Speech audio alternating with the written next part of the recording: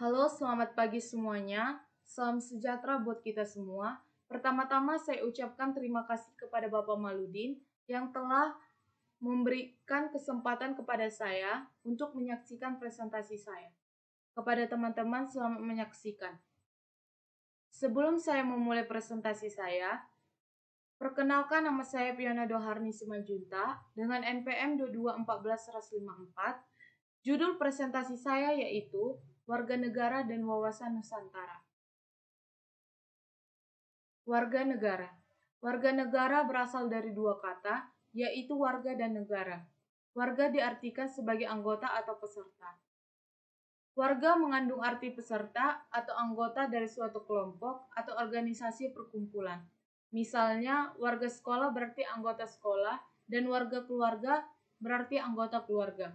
Warga negara juga dapat diartikan sebagai penduduk sebuah negara atau bangsa berdasarkan keturunan, tempat kelahiran, dan sebagainya, yang mempunyai kewajiban dan hak penuh sebagai seorang warga dari negara. Kewajiban warga negara. Kewajiban warga negara adalah tindakan atau perbuatan yang harus dilakukan oleh seseorang warga negara sebagaimana diatur dalam ketentuan perundang-undangan yang berlaku. Sebagaimana diatur dan dijamin dalam Undang-Undang Dasar Negara Republik Indonesia tahun 1945, contoh kewajiban warga negara adalah pada pasal 27 ayat 3, setiap warga negara berhak dan wajib ikut serta dalam upaya pembelaan negara. Pasal 28J ayat 1, setiap orang wajib menghormati hak asasi manusia orang lain dalam tertib kehidupan bermasyarakat, berbangsa, dan bernegara. Pasal 23A, pajak dan pungutan lain yang bersifat memaksa untuk keperluan negara diatur dengan undang-undang. Pasal ini mengamanatkan tentang kewajiban membayar pajak. Pasal 30 ayat 1, tiap-tiap warga negara berhak dan wajib ikut serta dalam pertahanan dan keamanan negara. Pasal 33 ayat 3, bumi, air, dan kekayaan alam yang terkandung di dalamnya dikuasai oleh negara dan dipergunakan oleh sebesar-besarnya kemakmuran rakyat. Hak-hak warga negara.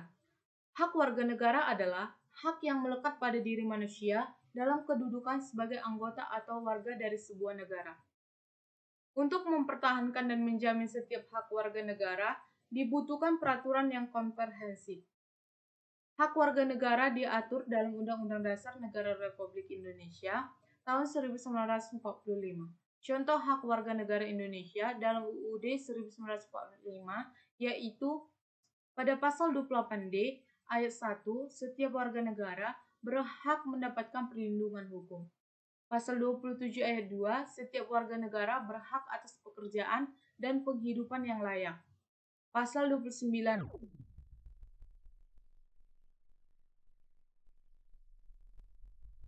2, setiap warga negara bebas untuk memilih, memeluk, dan menjalankan agama dan kepercayaan masing-masing yang dipercayai.